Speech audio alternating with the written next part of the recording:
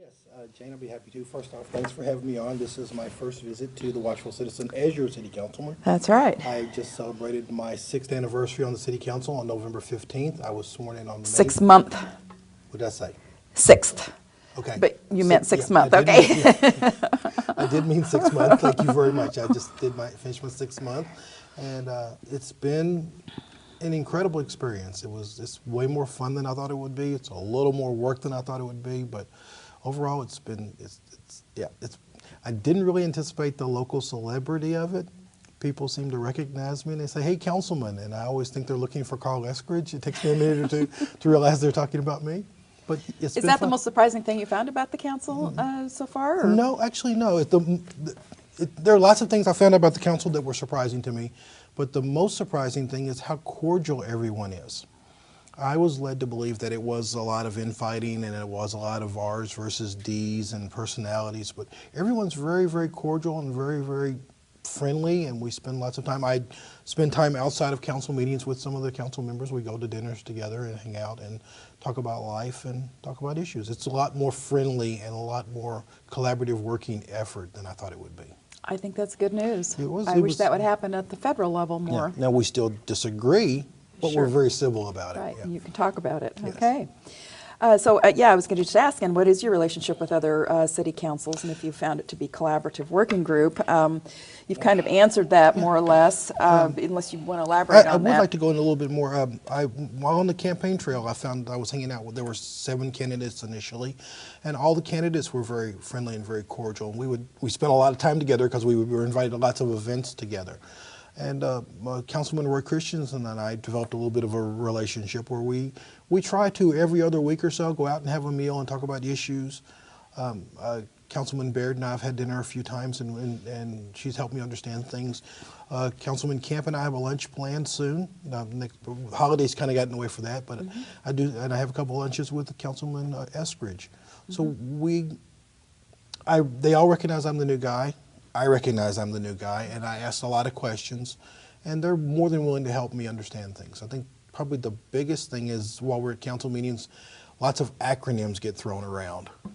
And they've gotten used to me going, "Okay, wait a minute, I don't know what that means. Please explain that to me." And So there's a learning curve then that goes there's a along learning with the curve, job. and they've been very helpful. All the other council people have been very helpful with that. Excellent. Wonderful to hear.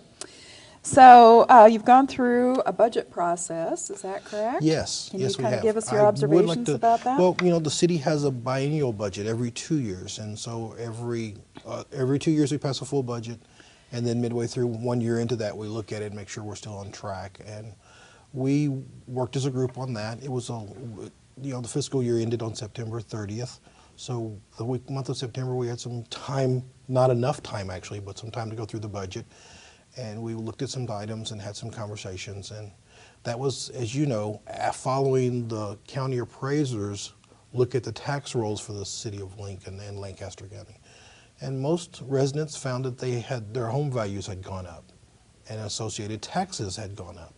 So we as the city, after some soul searching and a lot of conversations, were able to vote to lower the property tax levy by about 5.4%. And I'm excited that we were able to do that as a group. Talk to us about the levy. Explain to our viewers and taxpayers, just what does that mean to taxpayers? The value of homes in Lincoln have gone up. There's a shortage, as we know, of the housing market is kind of housing tight. market is tight here because we're growing and it's a popular place to live, which we can be happy about. But doesn't that in itself bring in more revenues to the city? And is that the reason that you were able to lower the actual tax levy? You did a really good job of a high overarching summary of what's happening. I'm not going to pretend to understand all of it, but yes, housing values went up, and the rate at which we tax values based on the $1,000 of property followed that. So just by the sheer fact that your value of your home went up, we were able to collect more taxes. What the city council did after a lot of conversations is we lowered the levy rate, trying to bring that back to a revenue neutral position. It did go up a little. We did collect a little bit more money, but rather than seeing a large increase in the city's portion of your property taxes, we reduced it so the increase was very, very small. So, but as you're saying, the property values are high, and that reflects the growth in the community. And while the city council is aware of that, we also want to respect the resident, the citizen, the property owner in Lincoln, and try to be a little accommodating. So along with that, you are anticipating and we are seeing growth in the city. The city has recently annexed 3 areas. That means increased city services or expanded city services to accommodate those annexed areas. Does this city budget that is set for 2 years in advance recognize that growth, or is it based on the current needs of the city? Well, that's another fun and a little bit complicated question. The budget's kind of designed to accommodate or anticipate a 2.5% growth in our city every year. So the spending goes up a little every year, kind of follow that anticipated growth. With the property valuation increase, we were able, the city and the city council, to vote for lowering the rates, still collect a little bit more money, and we're going to add 5 more policemen to the 5 more public safety officers to the force. That's going to cost us a little bit of money in training and staffing hours and retirement, but we saw that increase just on the natural growth in our city. Now, there's a little bit of a controversy or a little bit of a discussion about how much is natural growth, how much is evaluations, and how much is tax increase. We're still talking about that. Luckily, we are having cordial conversations about it rather than something else, but it's still an issue. Our city's still growing. As many of the residents and we're adding new fire stations on the fringes to kind of follow that new growth. And we'll have to hire firefighters to staff those stations sometime soon. So it's going to be an ongoing issue. One of the things we've bumped into as a city council is the 2.5% natural growth. And we actually are able to collect a little bit more than that based on property taxes, but we have to vote to authorize spending above the natural 2.5% growth. We in the far distant past, have authorized a 1% increase over the 2.5. In recent years, we haven't done that as kind of a budgeting, controlling spending issue, and we're still having discussions as members of the council about what we can do to meet the needs of the city and make sure that everyone else at the table has a reasonable. We're trying to make a win-win situation out of it. We have to negotiate what we can do, what we can't do, what our spending limits are, and how we make sure we continue to grow as a city.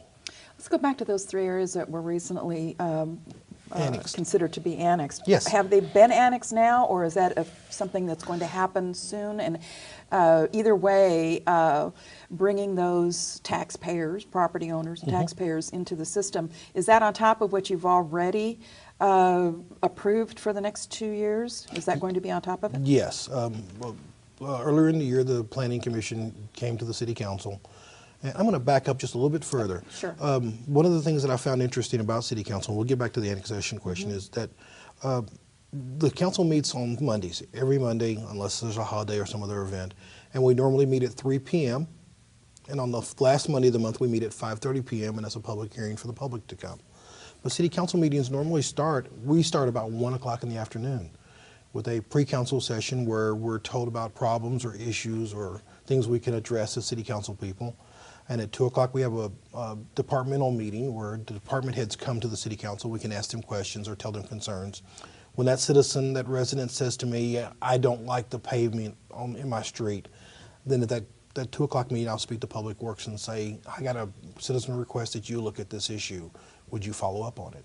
It gives me a chance to carry the citizen's message to the Public Works Department. At one of those meetings a few months ago, the Planning Commission came to us and explained that we had an issue with several parcels of land within the city limits that were still zoned as county. Some of them were completely surrounded by city, a few of them were city on 2 or 3 sides, but they were primarily within the city limits of Lincoln, but they were still zoned as county only. And the most recent annexations were an attempt to kind of clean up those areas to make sure they were all part of the city. And we annexed a portion in southwest Lincoln 3 weeks ago, and then 2 weeks ago we voted on a portion in northeast Lincoln. And I think there's a public hearing scheduled for this week on on basically East Lincoln, East O Street. All those areas are, like I say, near the city, within the city already, or will be, and most of the residents were anticipating being annexed at some point. We did work on a compromise with one of the northeast areas because they had anticipated a couple more years before annexation, so we agreed to annex them now, but the full effect of taxation and city services wouldn't take effect for another year. Mm-hmm. That gets back to your question. We're empathetic to the residents in those areas and their desires to be somewhat rural and be somewhat county at the same time. The Planning Commission would argue that they have an urban feel about them or an urban appearance and they should be annexed. I spent some time in the neighborhood with some of the residents, seeing their homes and their neighborhoods. And annexation kind of makes it a better fit for the city. It doesn't always bring in a lot of money. The area we annexed in Northeast Lincoln, I think the estimated increase in taxes in 2 years, because we won't see that until after the fall of 18, will be about $40,000. But we'll try our best to improve fire service and improve police protection as quickly as we can for those areas. Mm-hmm. So it's not always about the taxes. There's a lot of area we annexed. It's still acreage, and we look at another parcel that might become like something like Wilderness Park. There might be another natural space that wouldn't be developed at all. So does this happen kind of organically, just as people need to have housing near Lincoln because of jobs and the opportunities that are in Lincoln, but there just aren't enough properties in Lincoln to accommodate the growth, and then they start going out there. Is there any plan by the city, and I'm going a little bit off of our script, but yeah. I kind of opened the door for that one, kind of opened the door for this one. Does the city have some type of a comprehensive plan for growth that is proactively getting property so that developers can go in and make residences and schools and all that kind of stuff? Yes. Or is it just happening organically and then the city is reacting after the fact and then annexing? It happens more than the second way. It's more of a after the fact. There are two basic types of annexation. There's property owner initiated annexation, where the property owner says, I really would like to be in the city to get those city services, most often water and sewer and sanitation and stormwater issues. Then there's the city initiated, which we're just talking about recently, where the city said we have some borders and some boundaries that are a little off. Let's see if we can make that more egalitarian. Okay. So many of the property owner initiated ones are new housing developments, new subdivisions, and that's where we're seeing a lot of the growth in the community, where developers are going in and building subdivisions, taking former agricultural land, turning it into residential subdivisions, and building homes for those new Lincolnites, those college graduates who didn't leave, those entrepreneurs who returned to the Silicon Prairie, because we have a great economic incubator here in Lincoln. Mm-hmm. Yep, I agree. I live in the county. Yes. Moved out, and people have been following us ever since. You're a trendsetter. I guess so. I think I'm still far enough out yet that I'm probably not going to be annexed for a while. Yes. Yeah, we think that, and we embrace growth in our city. That's a good thing. But we also have existing and older infrastructure that needs to be maintained and upgraded to accommodate the growth. So I think that you have mentioned street and sidewalk repair improvement projects in our pre-conversations about this interview. Can you speak to us a little bit about that? And when are we going to say goodbye to all the orange cones? Let's start with the orange cones. Okay. I get up every morning and I get dressed for work. I get up, I look at my email to see how many city emails I have, and try to respond to everyone who sent me a message, at least acknowledging I received your message, and we'll see what we can do. I also watch the local news and see all the street closings, and that makes coffee a little harder to go down. Probably the biggest concern I've gotten from residents is traffic. Yeah, there's an issue of traffic, and that was one of the issues I talked about when I campaigned, how we help traffic move through the city faster, help get from point A to point B. There's been a lot of road construction this year, and there is a lot of cones up. As you and I were trying to get to the studio for this recording, I came down 14th Street, 13th to 14th, So did I. and that is still not available to us yet. They're getting close to finishing that, and hopefully before the bad weather gets here, they will. But there's a lot of work going on. It's most of it's maintenance and cleanup. There's not a lot of new paving going on, but we're getting the roads. We're trying to stay on top of it and get back in shape.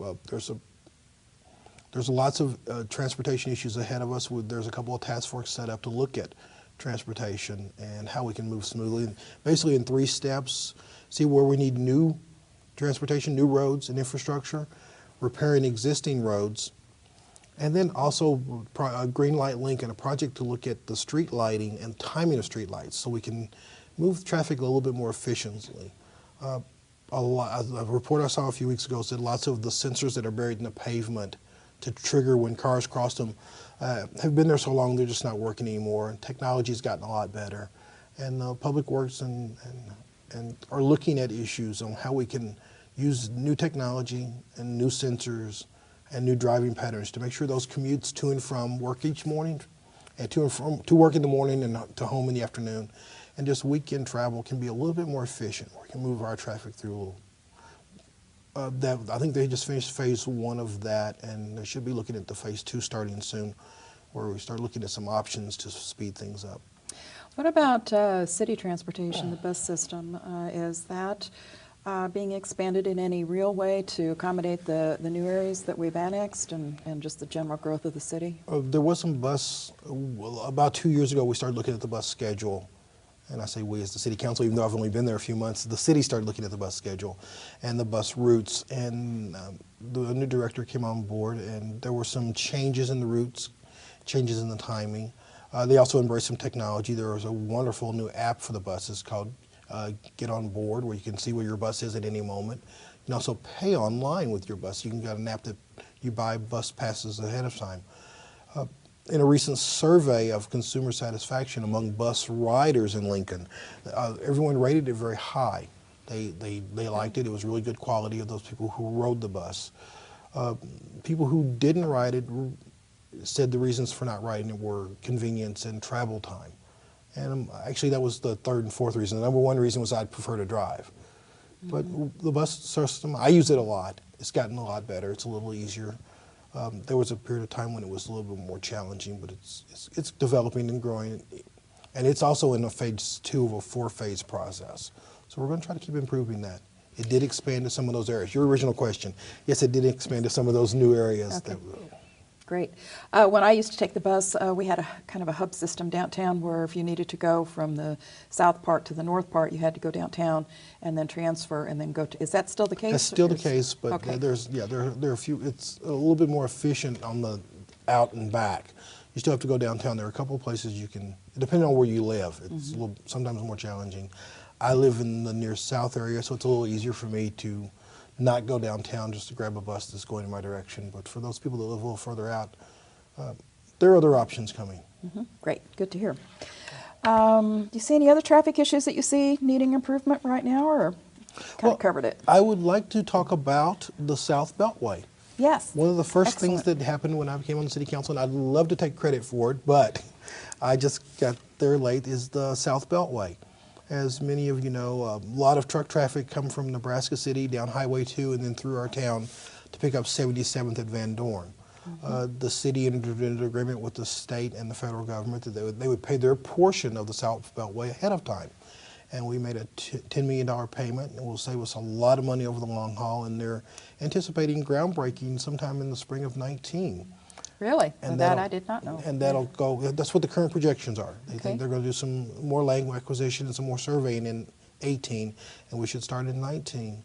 And that'll pick up someplace out in East Highway 2, circle through just south of Rokeby Road and 77, and it'll connect to 77 there. So the traffic, the truck traffic is still going to be going through Highway 2, say from 9th to 84th or something like that? No, it's going to take that off. It's going to yes, it'll take that off. Okay, yes. all right. I Good to think hear. someplace around 98th Street on East 98th on Highway 2. There's already a bridge and exchange there at some point. They'll tie into that one, and then the truck traffic will go south and around. Okay. It'll be part Fabulous. of the South by, it'll be access, as you know, and I know, traveling down 14th Street is blocked now. There's a lot of traffic from the city using Rosa Parkways to go out to 77th and come back in Old Cheney and down that area. Right. That'll become almost a permanent bypass where you can loop around the city. What is the anticipated timeline for completion if they're starting in 19? I'm sorry, I really don't know the answer to that. It's a big project. It's so a it'll big be project. A number of years. It Seems like was- Highway 77 and the bypass went through, once it got started, it was built fairly fast. I think it is pretty get moving quick. on it. But any answer I would give you would be Sure, yeah. I know. 1 million years. No, a couple days. I really don't know the answer to that one. I will. May I get back with you on You that? may get back with me on that, Councilman. Are there going to be any properties that will be involved in eminent domain acquisition because of that project? I'm sure there will. I have not. Yeah. Okay. It's a combination between money from the city, money from the state, and a railroad transportation district, which has also collected some money and set aside some to build overpasses over the railways. So there are several players in the state and federal government, and I'm sure there will be some land acquisitions, and those conversations have already be in process. Okay, yeah, they Yeah. would have to be if they're Yeah, starting in yeah, 19. Yes, I think most of that's already. There's another. While we're on that topic, there's another issue of a kind of a bypass from Interstate 80 to Highway 2 around 98th Street east again, on the east side of the city. And I know that the city has, when it had an opportunity, purchased some available land there when it came up for sale, in anticipation of that one. But for longtime Lincoln residents, the South Bypass has been promised since the 70s. And so it's taken us a while to get here, probably a little longer than it should have. But. Right. So there's some long-range, long-term planning going on in the Planning Commission on how to make the city a little bit more livable and for those people on the edges and getting in and out of town. Fabulous. So along with our conversation about the city's growth, I know that you have, we all have concerns about the environment. What are the city's plans to tackle increased landfill use, making sure that our water, fresh water, and our sanitation water systems are meeting those needs? And then can you also speak to recycling efforts in the city a little bit? Those are three of the things that I got to talk about. I got to address as your new city council person. I'm gonna start with the toughest one of the bunch. The first couple of months I was there, the issue of the Costco chicken plant in Fremont came up. And as you know, in Dodge County, they're going to put in a processing plant and process several million chickens a day and a week. The numbers are staggering. And most of the processing facilities and the affluent and the waste will be distributed among the farms in the area. But there's a potential for contamination of water in the Platte River, and I can't remember the name of the other river, but both of which feed into Lincoln's drinking supply at Ashland. And some concerned citizens brought that to our attention, and we discussed issues with them, with the Costco people, with the state of Nebraska. And at this point, there's not a lot we can do to stop the development, but we do have some contingency plans in case there's an issue with the water contamination. We're also looking long-term for water supply for Lincoln. Is that going to be enough water to Ashland for a growing city as our size, as we get bigger? And there's some issues about looking for other water sources. On the same token of water, we also saw in 2015 flooding from spring rains. Yes, I remember it well. And we did have some issues with the city. We received some stormwater funding from the state, which, since their budget's been a little tighter, they stopped providing us with. So we're looking for other alternatives to deal with stormwater and rainwater in the city.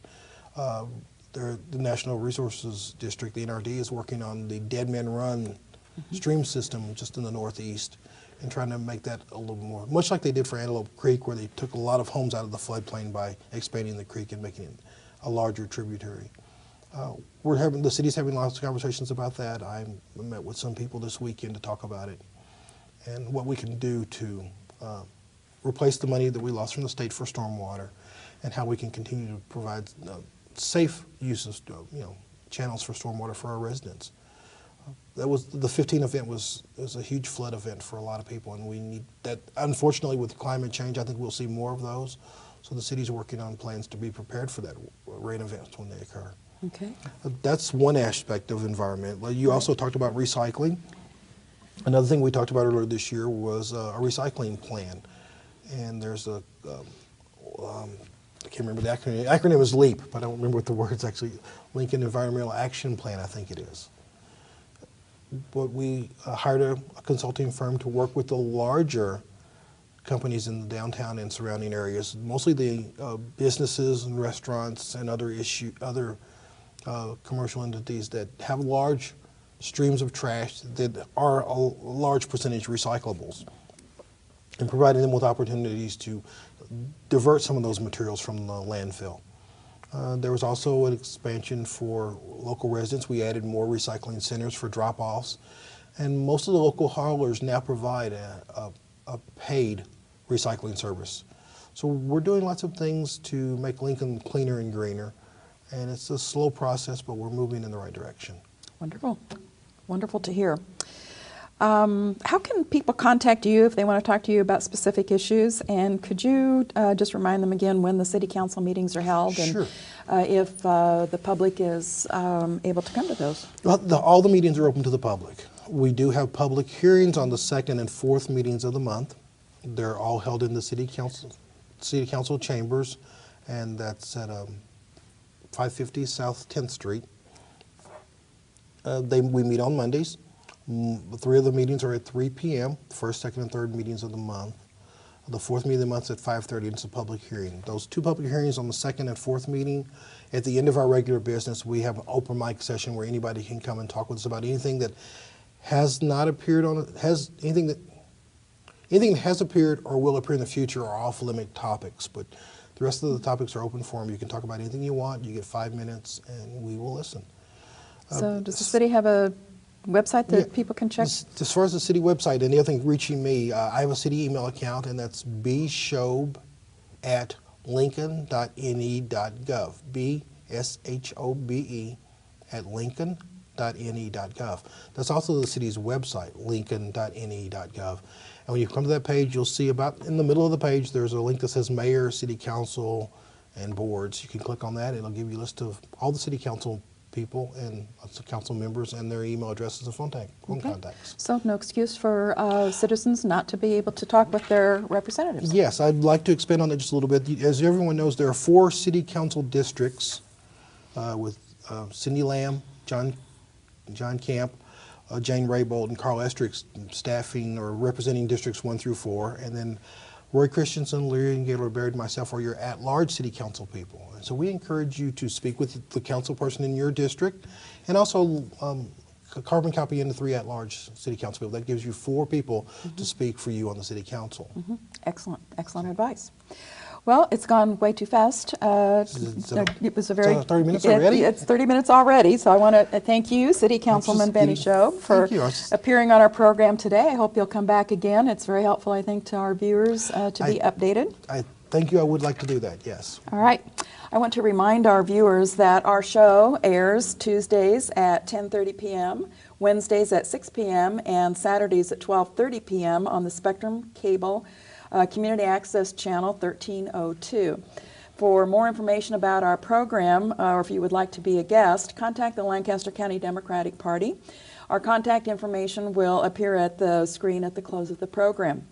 Thank you for watching another edition of The Watchful Citizen. Until the next time, thank you, Councilman. Thank you. Good to see you. You also.